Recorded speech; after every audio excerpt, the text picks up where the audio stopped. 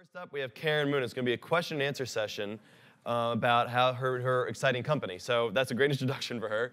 I will turn my phone on silent, and I will go take my place on the stool with my notes. Lovely to have you here. Yes, so Karen Moon owns a company called Trendalytics. It is, I'll let you describe it actually. You can do a better job than I can. So Trendalytics is a data analytics company, and essentially we measure how consumers are adopting product trends. So we work with brands and retailers, large and small, to help them understand signals across what people are sharing on social media, what they're searching for on Google, and the products they're shopping. So we take all these different data sources, and essentially, from a technology perspective, we're structuring unstructured data around product classifications and attributes. And so it helps brands and retailers say, okay, what product category should we invest in? Where do we target our customer? And what's the timing of deliveries and campaigns? But all from more of a consumer-centric lens. Cool. So one of the first words I heard you say, is my mic on? Can people hear me? All right. The first words I had you say was technology. Yeah. So what type of technologies are you using? So our stack is on the back end, we're on Node.js, AngularJS on the front end. We use Redshift on Amazon. And we are looking at R, and our data science is on Python, sorry. It happens. I was hugging the Python guy yesterday, so that's OK to use it. But we love R. That is good. That is very good to have here. I'd have to send you out if you didn't love R. So using all this sounds like nice modern technology. What type of statistical models? This is a stats conference. So I guess what type of statistics and data analysis and data science are you doing with that technology? Yeah, so before I answer that question, I'll just tell you about how we're looking at data in slightly different ways. I mean, I'm sure you guys have seen a ton of different types of analytics tools or flavors of social listening. So our needs are slightly different because we want to predict trends at their nascency before they hit the masses. And so I'll give you an example. A lot of these typical flavors of social listening will look at a lot of volume, right? And then maybe you'll do sentiment analysis, word clouds, and things like that. The thing is, a lot of times, particularly, we work with a lot of fashion clients. That's our first vertical. Fashion tastes are acquired. A lot of consumers don't know what they want. And even if sentiment is negative, that might change. So you gotta look at different types of signals for us. And so, and I'll give you an example. One of the trends we predicted, which actually was right, last year, Birkenstocks were one of the top selling trends. If you looked a year before, the sentiment analysis would have been negative. Search trends were down. There's nothing that would have shown that would have been an increasing trend, except that we were looking for certain voices and weighting them in different ways and looking for inflection points. So a lot of what we look at is time series analysis, especially around social chatter, around specific product categories and search trends and things like that. So we look a lot at, with any time series analysis, there's seasonality. So we do like a lot of STL, like seasonal trend, like decomposition to break out frequency and seasonality. That's like definitely one of the things, like a lot of flavors are just like, typical like linear regression. We're looking at 5 different variables.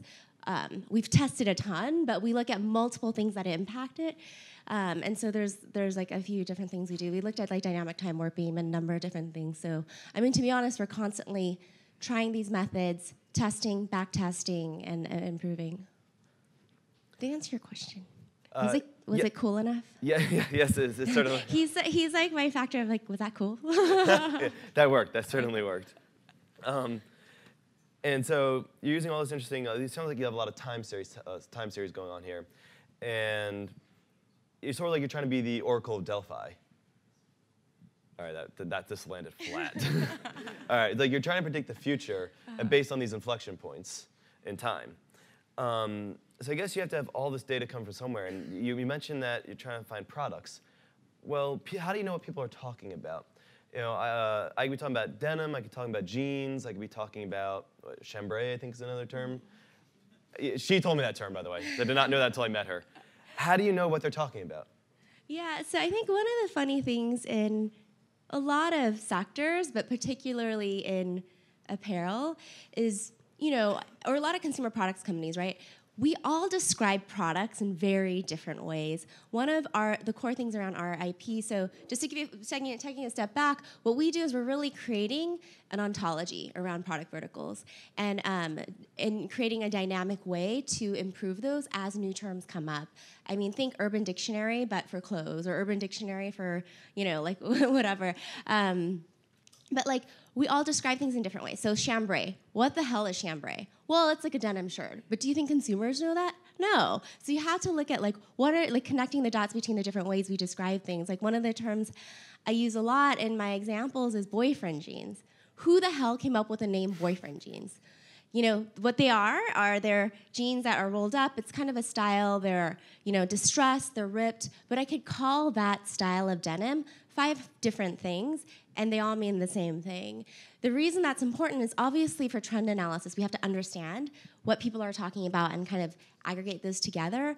But also for our companies, I mean, we work with large brands, manufacturers. It's important for them to know, guess what? This is the highest search term in the denim category. If you're not calling that, and all the editors are, and this is what people are looking for, your product is irrelevant, right? No one's looking for you. So it's things like that that are really important, and that's kind of the use case. So as we talk about all these hard things that are, it sounds simple, but as you know, it's not so easy. Like, how do we tie the way humans describe things contextually and like add them all together? And at the end of the day, no matter how interesting the data problem is or the statistical problem is, like, how are people going to use the data? And what's the action that people are going to take? And how do we tie it back to a business decision? I mean, I think one of the things that I think is interesting is you can do all these like crazy, cool things that seem so right. And then, you're sitting here, and I've worked in a lot of my backgrounds. I've been in your retail industry for over 13 years. And I think some of the most frustrating times, I think, in any of these companies, and I know a million people who've been here, is when you see an answer to something. You have a really good gut feeling, you kind of see your data points, but you can't convince other people. And because they don't understand the data stream or whatever. And I think my friend had a really great example. She was working with the data science team at one of the top New York companies, I won't say who it is, on one of the top startups, and these had all this stuff. They're like, well, these buyers are doing stupid things. Like, if you can look at the data, it's like obvious, duh. And but like they had to have a voice and someone to champion that. Like, luckily she was in strategy, and so she would communicate all those ideas and make sure they were heard by executive management. So I think as we analyze insights, we have to think, how do we communicate very clearly how big of an impact this can be, and kind of speak the language of that decision maker. And I think that's really important. Yeah. And I wanted to actually sit here and grill you about the statistics, but you mentioned the business people. Yeah. And fashion companies tend to they think their data is like we're Fort Knox, right? And I've seen this before, like they really think they have gold. So how do you convince them to give you your data? How do you get in there and get access to it so you could help them? So again, just to give you guys context, right now, all of our data sources are public and we synthesize. Social, search, we monitor millions of product feeds. But the next question always is like, well, how do I relay this to my own data? If I, as an early stage startup, we've been working with clients less than a year, and big ones, right? And if I were to go to them and say, hey, department store A, give me your data, let me show you stuff you didn't know about your data, they would laugh at me, and I would not get, there's no way. There's so many security things that, one of the CEOs of one of the major department stores here said, in a room to all these startups, he's like, we totally support what you guys are doing, but you know what, come back to us later. We're too big. There's no way that we can work with startups. I had a meeting with them. If you can show them something that they don't know about their business, even with public sources of information, like how they were relative to their competitors. We show them questions that they had about their business that they didn't even know because they weren't looking in the way with context of the market.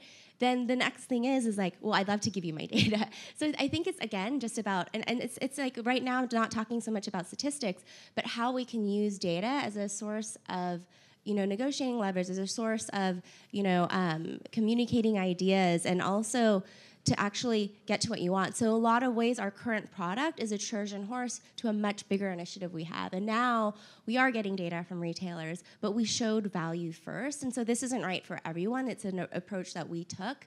But I think, as you get a small sample set, it's like you have to make sure you get the right sample set. Another department store was going to give us data. I was like, are we going to get the right types of data to prove our point? And like when you think about ROI and back testing, there's so many different variables that go in. We have to be really, in general, and like we think about this a lot, are we looking at the right variables that are going to show, without our data, you would have, with our data, you would have made a different answer that would have been a $2 million decision. How do we do that? And so I think as we look at this kind of stuff, we have to constantly do that.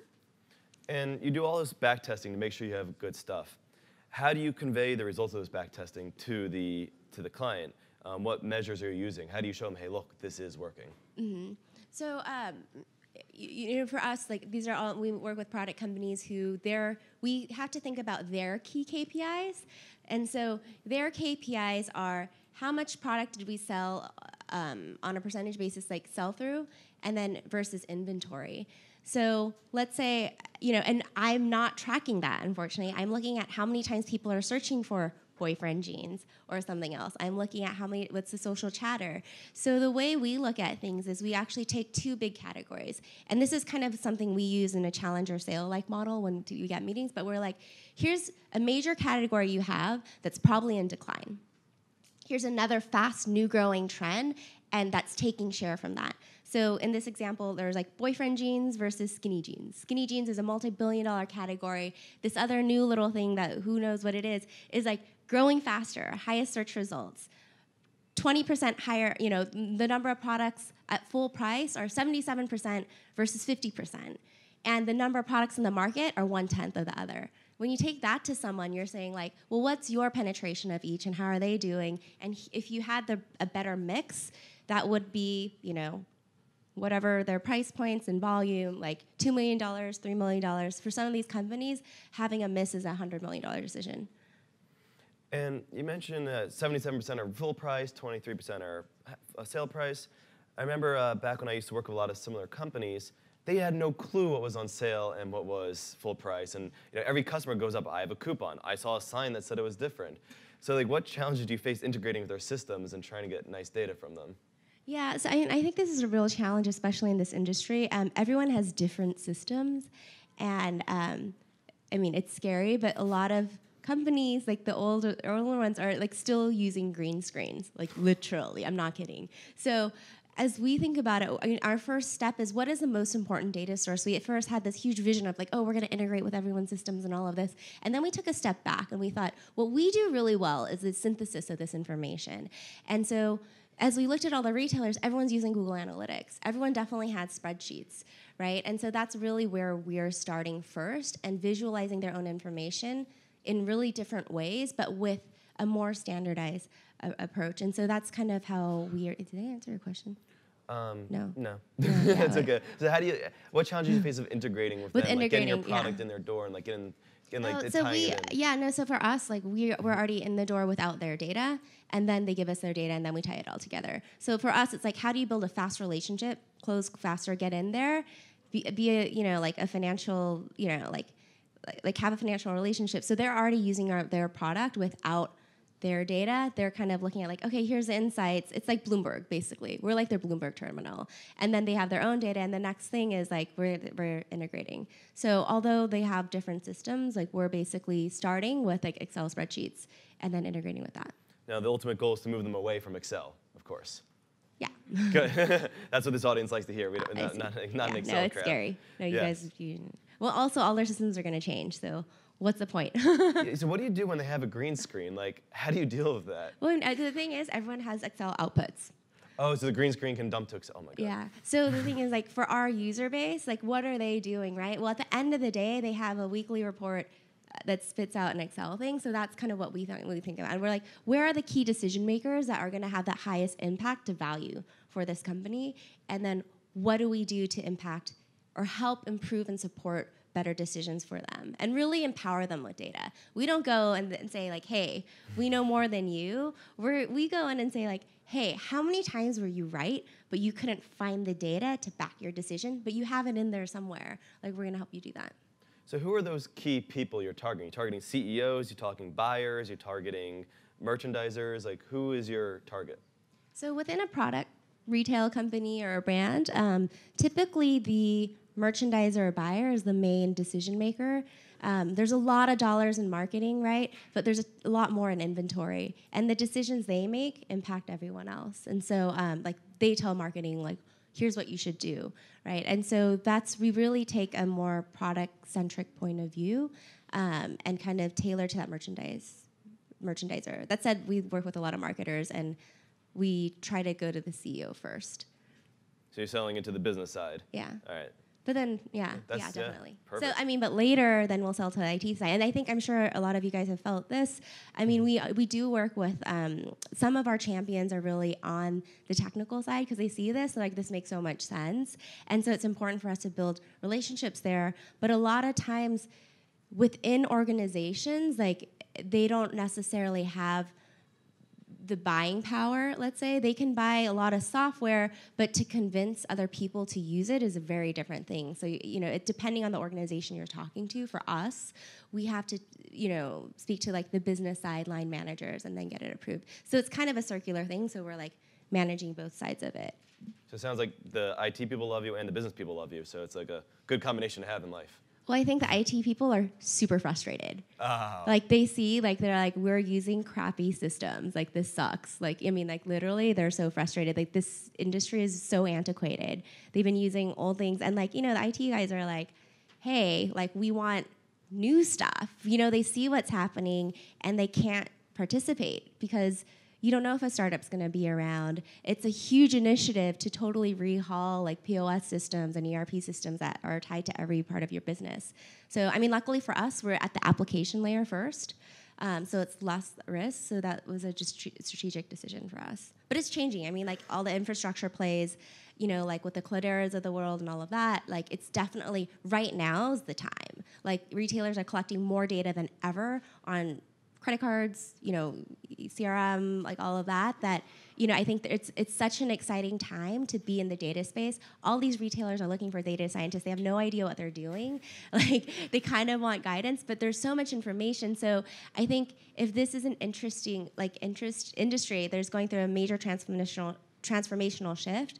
I think as someone on, with a lot of technical prowess and expertise in statistics, if you go in and can help understand the business side of it and have empathy for that, like your acceleration in terms of getting shit done, in terms of having an impact, in terms of being like, not just like, oh, we're gonna have them not crunch our numbers, but like, we're gonna go to them to make key important decisions and rely on what they say. It's like it's boring. I kind of go back down to the sale, but that's so much of it. Communicating how this data can be really important to them is huge. And like we're on one silo, but there's so many different people on the analytics and technical side that I speak with that it's getting that piece and getting exposure. Like you kind of have an open like podium right now. Everyone's interested, but it's around like trying to understand how to communicate that really effectively. And so in that other scenario I told you about, the other New York retailer, my friend Cynthia, like she totally like loves the team and like they love her because she gave them an opportunity to totally shine and show them all this stuff that even though they knew were happening, that this company was doing wrong, no one was listening. Like she like took them to the CEO and now everyone's like, holy shit, we have to listen to them more. Like how do you find your champions on the business side of things? Well, thank you. And I think that's a great way to wrap it up, finding the champions on the business side. Thank you very much, Karen.